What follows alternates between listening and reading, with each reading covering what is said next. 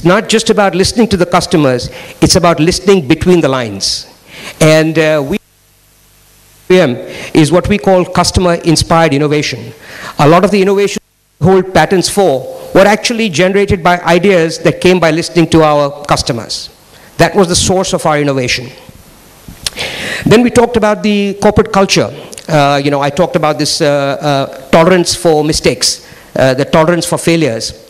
In 3M India, when we started recruiting a number of these young Gen Y guys and gals, one of the issues was that, how come in 3M, they say, you guys are too, we accept things which most other companies would not accept. And I think this is really something, it's in the DNA. It is not something that can be learned overnight. It takes decades of commitment to get that into the culture of the company. The next thing is technology. We are a technology company. As I said, we make stuff that you touch and feel. We are a material science company, and the heart of us is technology. And I will share some examples of how we have used technology to develop some innovative solutions. Networking. This is another attribute that I was alluding to the colleagues that I met this morning from GIS when they met for breakfast. One of the things that we as a company are very good at, but sometimes we as a country are not necessarily very good at, is this concept of sharing knowledge. As the old saying goes, you put two Indians in a room, you get three opinions. And I think one of the things that we really need to learn is how do we share knowledge seamlessly with the shameless sharing of knowledge, because many times knowledge is seen as power. So if I share my knowledge, I'm losing my power. And this is a real key attribute of 3M, is how we share knowledge seamlessly across the organization, globally, across businesses, worldwide. The other one is the thing about recognizing and rewarding employees. As an example of a situation that we actually have instituted awards for failure. That you tried something and it failed, here's a 1,000 rupee check, go and take your wife out for lunch, and so we really encourage this whole concept of rewards and recognition. And the last bullet really is the kind of the most important, because everything I've said so far may create the impression that this is some very sort of a company where everybody is in shorts and playing basketball and playing pool, and that's not the culture. We have a very strict definition of, we measure it. There is strong metrics. It's not just a free-for-all that you just throw it on the wall and see what sticks. It's really driven by very strong focus on metrics and quantifying metrics. So that's kind of the 7 attributes that we in 3M use a lot to drive innovation. Again, as I said, the heart of innovation for 3M is technologies. We have a basket of core technologies that we focus on. But the real magic is how we combine these technologies through a mix and match formula to develop a solution. You start with one small idea. I was just mentioning today that when you drive in Ahmedabad or anywhere, you see these reflective signs on the road in the night. The same technology that was used to make an overhead projector, and I'm sure there are many people in this room, the younger people, who have never even know what an overhead projector is. But the same technology that was used in a Fresnel lens to make a overhead projector went into making reflective signs, and then that went into developing LCD panels for optical screens to reduce power consumption on your laptop so the battery lasts longer with higher brightness. So the whole magic really was combining these multiple attributes. Now, for example, I carry my phone out here. We have a product that also came out of this. It's a film on the screen that unless you look at it straight, you won't be able to see it. So if you're sitting at the airport and somebody's looking at the side on your laptop, he can't see. To him, he just sees a black screen. You have to see it straight on to be able to see. This is a privacy filter, what we call a privacy filter. So what I'm saying, these all ideas emerged from mixing and matching different technologies. Here's an example I said. In 1964, 3M invented the overhead projector. From that one project came a whole host of new products came out of that one core technology by combining it with multiple other technologies.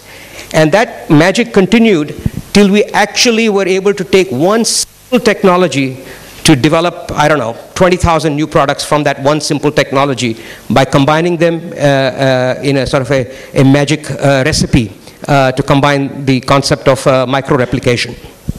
I'm sorry if I'm running out of time because I tend to get carried away by this. If you look at a car, now, when you look at this car, you say, okay, where's 3M? Nobody associates 3M with a car. The last thing you think of is when you look at a car is 3M. But if you really look at the number of 3M products that we have in 3M automobiles, it's almost like an Intel Inside kind of a business model. Am I running out of time? Please stop me, as this is a subject near and dear to my heart. I get sometimes carried away. One of the things that we are now trying to do is really merge what we call Asian-style innovation.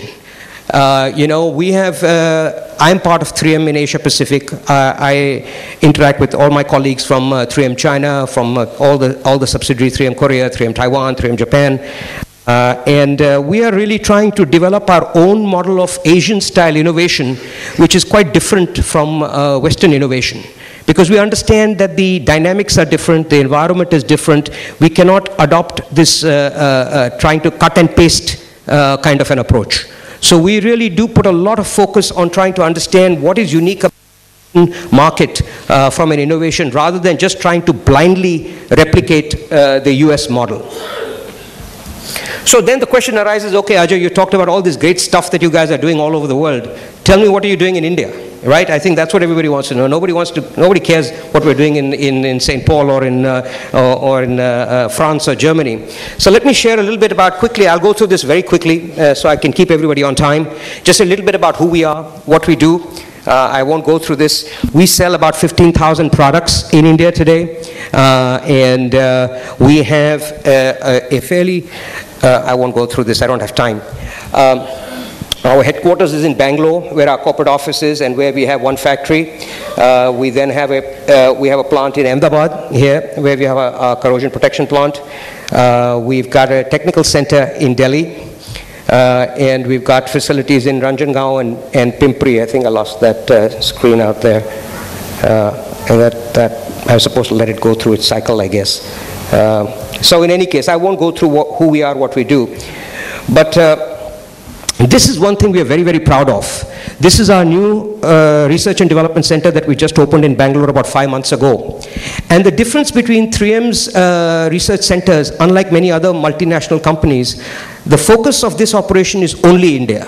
We don't do any work for any of the other 3M businesses. So I do no offshore work for 3M USA. I don't do any offshore work for 3M Europe. This factory, this R&D center is 100% dedicated to developing products for the Indian market.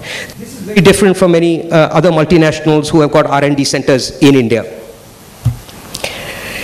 And if you look at some of the examples that you're seeing on your screen, which I'm going to just scroll through in the these are just some quick examples of some of the stuff that came out of this research and development center in Bangalore, which were very India specific, in India, for India, recognizing the unique challenges of the Indian environment.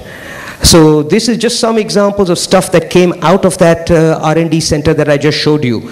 And so we're putting a lot of focus in really driving the India side, leveraging Indian capabilities, Indian skills to drive global innovation out of India and actually exporting innovation out of India to other parts of 3M. So with that, thank you very much for your time. That was my sort of a brief introduction, and I'll be happy to, oops, sorry, did I?